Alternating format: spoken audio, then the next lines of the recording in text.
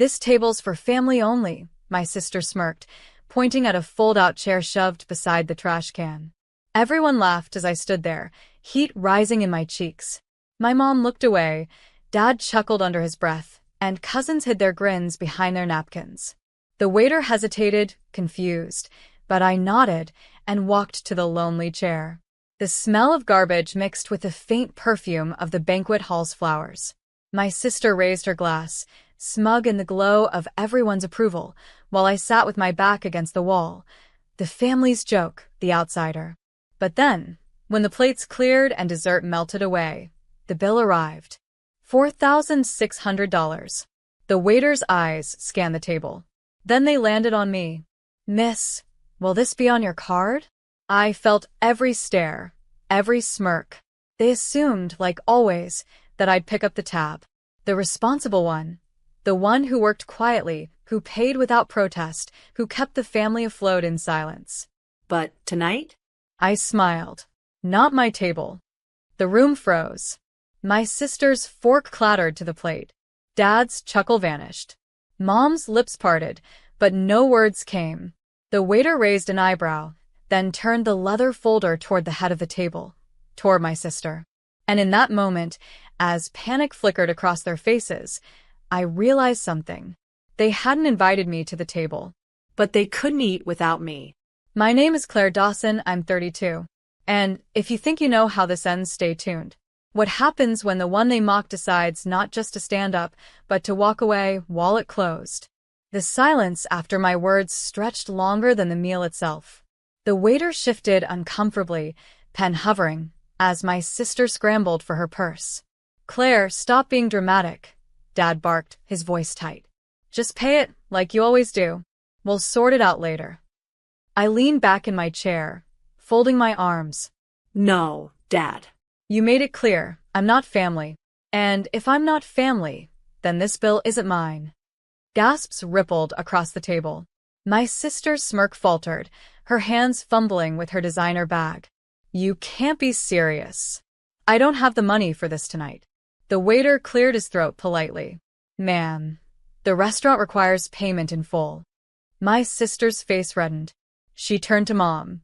"Cover it. She's just trying to humiliate me." Mom avoided my gaze, whispering, "Claire, please. Don't make a scene." A laugh bubbled up in my chest, low and bitter. "I didn't make this scene. You did. When you pushed me to the corner. When you laughed while I sat alone. You wanted me out of sight? Fine. But don't expect me to foot the bill for a meal I wasn't invited to enjoy." The waiter placed the leather folder firmly in front of my sister. The sound echoed like a gavel. For once, the room wasn't filled with laughter. It was filled with the weight of their own entitlement pressing down on them. And for the first time in years, I wasn't the one carrying it. I was free. The ride home was a performance in itself. My sister refused to look at me as she fumbled with her credit card at the register, her voice trembling while she signed the receipt. Dad grumbled about respect under his breath. Mom dabbed her eyes with a napkin, embarrassed not by what they had done, but by what I refused to do. I walked out first, the cool night air washing over me like a blessing. For once, I wasn't weighed down by their laughter or their demands. I had left them to choke on their own bill, their own arrogance. But the fallout came quickly. The next morning, my phone buzzed with a text from my sister. "You humiliated us last night. Everyone's furious. Dad says you're selfish." Selfish. The same word they always used when I said no. I typed back, "Not selfish. Boundaries." Then I put my phone down and made coffee in my quiet apartment, the steam curling like a victory flag. By noon, cousins were messaging me too. "Why didn't you just pay? It's what you always do." Exactly. That was the problem. They had written me into a role I never agreed to, the provider, the fixer, the invisible wallet. But last night, I rewrote the script. I thought of the look on my sister's face when the waiter set the bill in front of her, the panic flashing as she realized the safety net was gone. It wasn't cruelty. It was clarity. And clarity, I realized, was the first step to freedom. For the first time, I wasn't ashamed. They were. By the weekend, the family group chat lit up like fireworks. Mom wrote first. Claire, your father and I are deeply disappointed. You embarrassed us in public. Then Dad chimed in. If you want to be treated like an adult, act like one. Adults handle responsibility. And finally, my sister. You ruined my birthday dinner. Everyone thinks I'm broke because of you. I stared at the screen, the messages piling up, and let out a quiet laugh. Responsibility? I had been carrying theirs for years. Rent payments, utilities, last-minute emergencies. I had slipped them money so many times I'd lost count. My sister's designer purse, the one she clutched while claiming she couldn't pay? I'd contributed to that too, though she never admitted it. This wasn't about responsibility. This was about control. I set the phone down and picked up my paintbrush instead, smearing a bold streak of red across the canvas. For years, I'd muted my own colors to make room for theirs. Now I was painting loudly, recklessly, unapologetically. An hour later, the phone buzzed again. A single message from Dad. Don't come to Sunday dinner unless you're ready to apologize. I smiled, dipped the brush in blue, and whispered to myself, then I guess I won't be there. Because I had finally learned something they never wanted me to see. Love doesn't demand payment. Family doesn't come with an invoice. If sitting at their table meant paying for my seat, then I was done eating there. Sunday came, and for the first time in years, I didn't drive to my parents' house. No casserole dish in the back seat, no knot of dread in my stomach.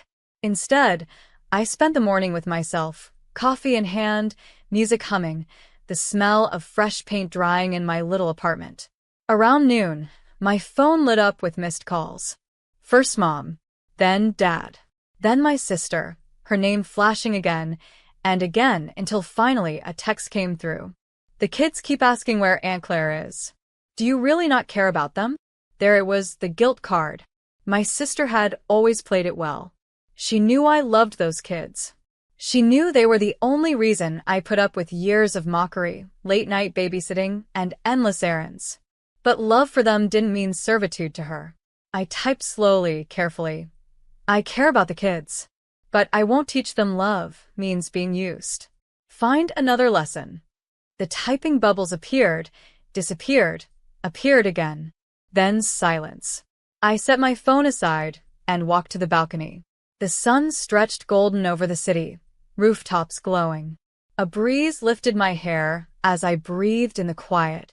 It felt like stepping into a life I'd been denied for years, one where my worth wasn't measured by what I paid or what I sacrificed.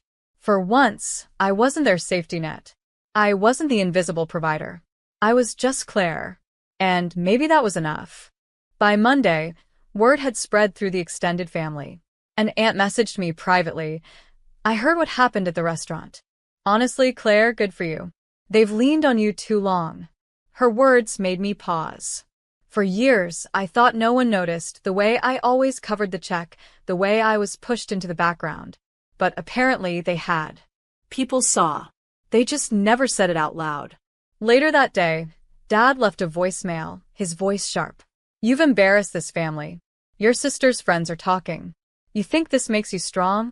It makes you cruel. I replayed it twice, not out of guilt, but to absorb the irony. Full?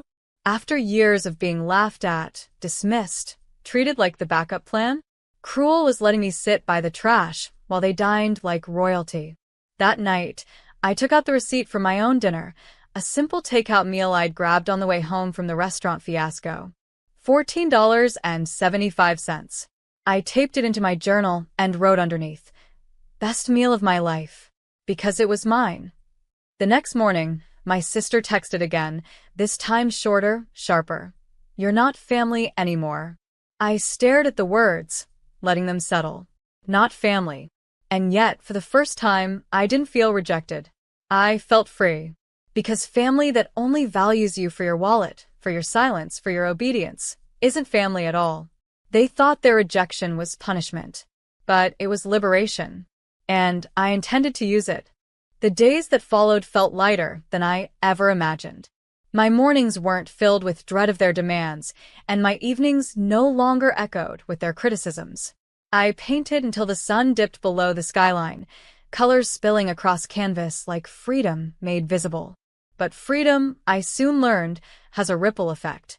On Wednesday, a cousin sent me a screenshot from social media. My sister had posted a long paragraph, dripping with self-pity. Some people turn their backs on family when things get hard. Money isn't everything, loyalty is. Comments were split. Some echoed her words, but others, surprisingly many, asked the question she'd avoided. Why was Claire always the one paying? For once, the narrative wasn't hers to control. That same night, Mom called again. Her tone was softer, almost broken. Claire, this is tearing us apart. Can't you just forgive your sister? Do it for the family. I let her speak, then answered slowly. Forgiveness isn't the issue. Respect is. And until you understand that, there's nothing to fix.